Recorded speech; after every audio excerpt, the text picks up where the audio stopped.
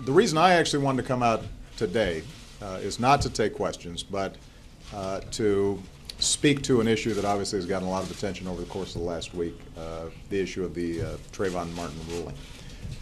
I gave a preliminary statement right after the ruling on Sunday, but watching the debate over the course of the last week, I thought it might be useful for me to expand on my thoughts a little bit. First of all, I want to make sure that once again I send my thoughts and prayers as well as Michelle's to the family of Trayvon Martin and to remark on the incredible grace and dignity with which they've dealt with the entire situation. I can only imagine what they're going through, and it's remarkable how they've handled it. The second thing I want to say is to reiterate what I said on Sunday, which is there are going to be a lot of arguments about the legal issues in the case. I'll let all the legal analysts and talking heads address those issues. The judge conducted the trial in a professional manner. The prosecution and the defense made their arguments. The juries were properly instructed that in a case such as this, reasonable doubt was relevant, and they rendered a verdict. And once the jury's spoken, that's how our system works. But I did want to just talk a little bit about context and how people have responded to it and how people are feeling.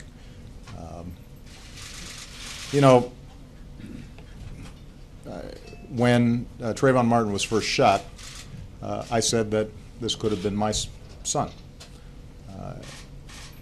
Another way of saying that is Trayvon Martin could have been me 35 years ago. And when you think about why, in the African American community at least, there's a lot of pain around what happened here, I think it's important to recognize that the African American community is looking at this issue through a set of experiences and a history that doesn't go away. There are very few African American men in this country who haven't had the experience of being followed when they were shopping in a department store. That includes me. There are very few African American men who haven't had the experience of walking across the street and hearing the locks click on the doors of cars. That happens to me, at least before I was a senator. There are very few African Americans who haven't had the experience of getting on an elevator and a woman clutching her purse nervously and holding her breath until she had a chance to get off. That happens often.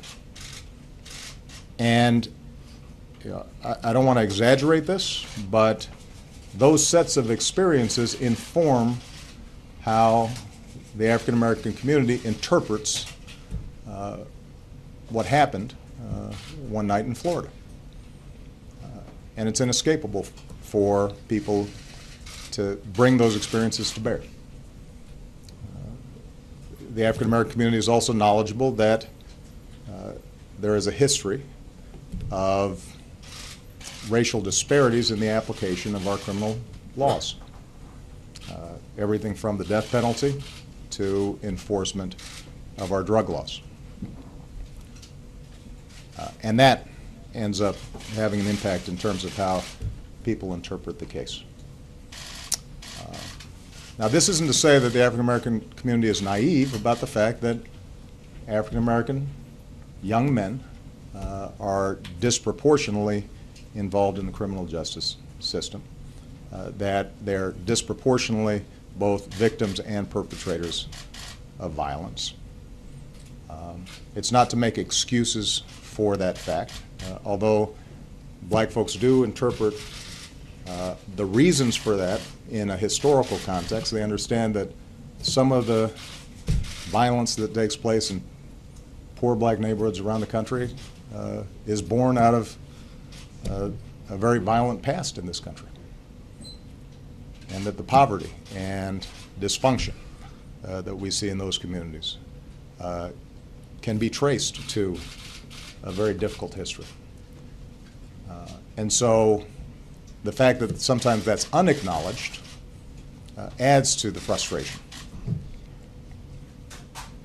And the fact that a lot of African American boys are painted with a broad brush, and the excuse is given, well, there are these statistics out there that show that African American boys are more violent. Using that as an excuse to then see sons treated differently causes pain. I think the African American community is also not naive in understanding that statistically, somebody like Trayvon Martin was probably statistically more likely to be shot by a peer than he was by somebody else. So folks understand the challenges that exist for African American boys. But they get frustrated, I think, if they feel that there's no context for it, and that context is being denied.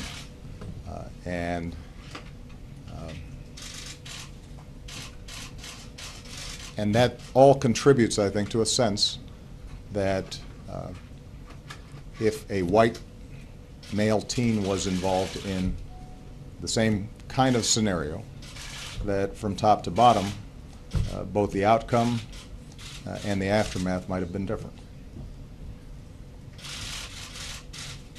Now,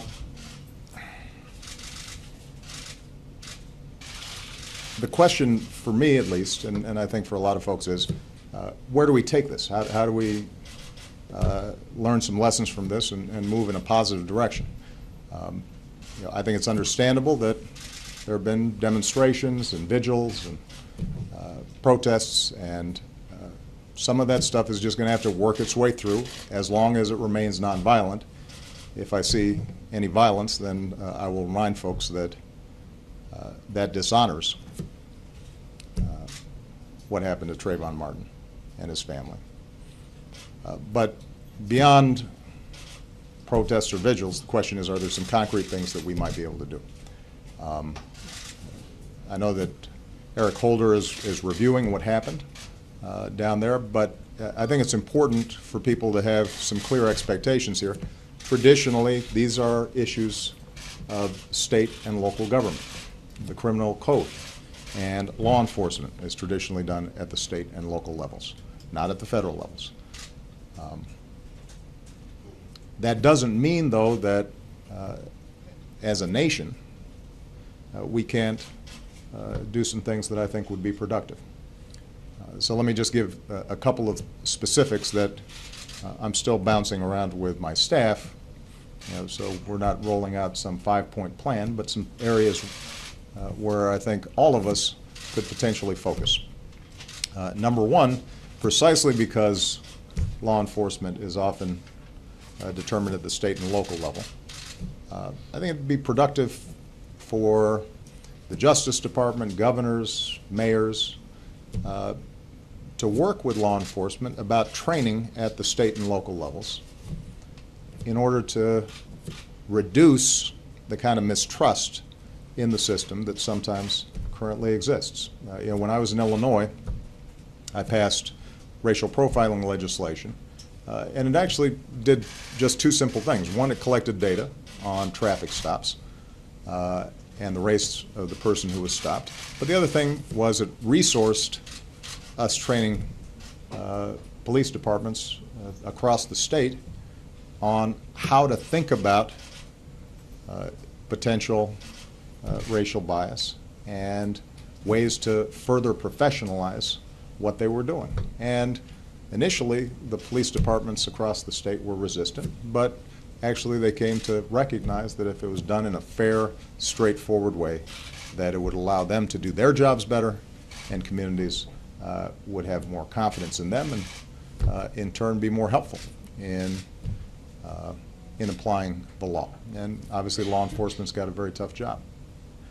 So that's one area where I think there are a lot of resources and best practices that could be brought to bear if state and local governments are receptive. And I think a lot of them would be. And let's figure out, are there ways for us to push out that kind of training. Along the same lines, I think it'd be useful for us to examine some state and local laws to see if they are designed in such a way that they may encourage the kinds of altercations and confrontations and tragedies that we saw in the Florida case, rather than diffuse potential altercations. I know that there's been commentary about the fact that the stand your ground laws in Florida were not used as a defense in the case. On the other hand, if we're sending a message as a society in our communities that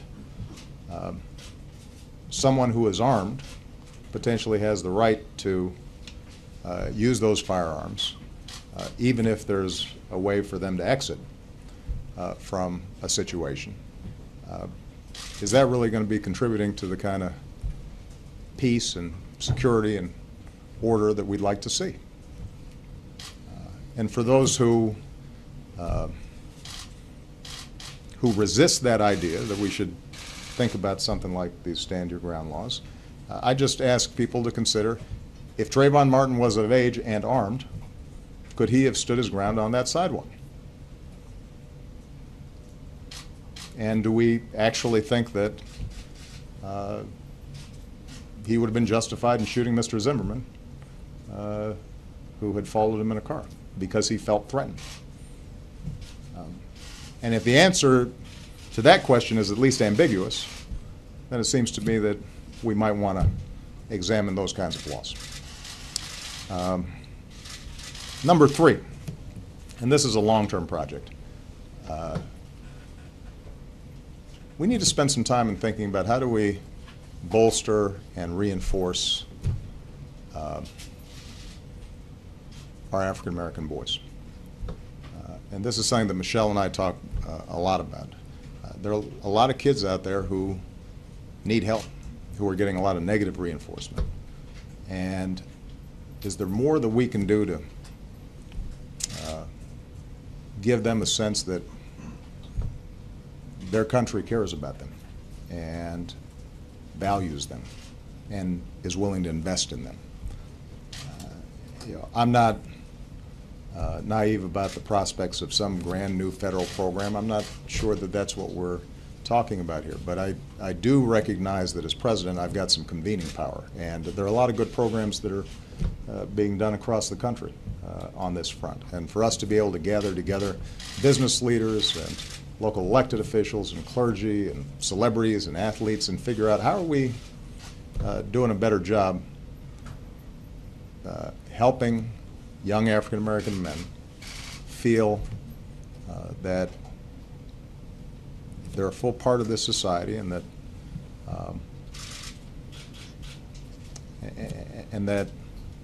they've got pathways and avenues to succeed.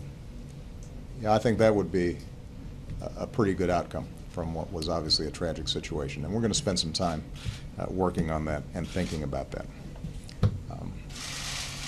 And then finally, I think it's going to be important for all of us to do some soul searching.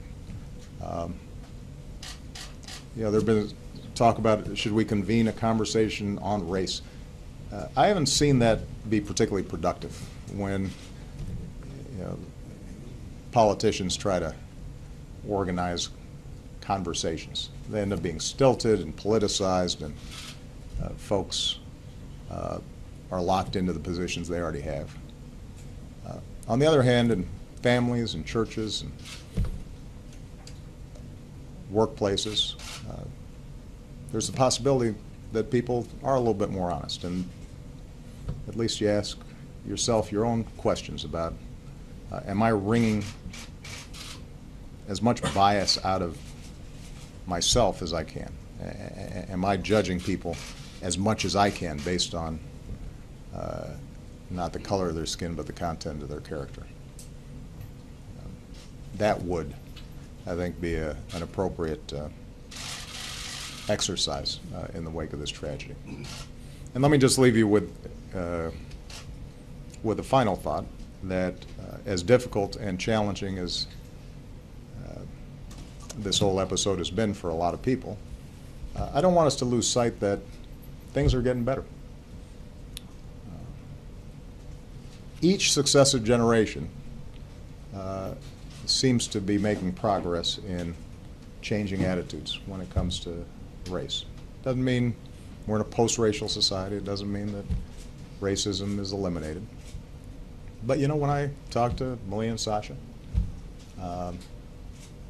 and I listen to their friends and I see them interact, they're better than we are. They're better than we were on these issues. And that's true in every community that I've visited all across the country.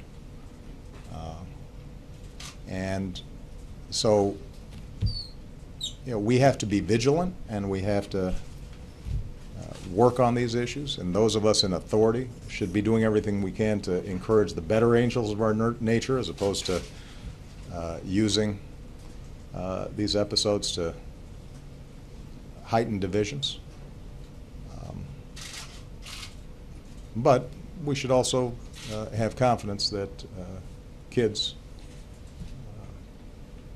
these days, I think, have more sense than we did back then, and certainly more than our parents did or our grandparents did, and that along this long, difficult journey, you know, we're becoming a more perfect union. Not a perfect union, but a more perfect union. All right? Thank you, guys. Now you can. Have you talked to the Martin family, Mr. President? Have you talked to the Martin family?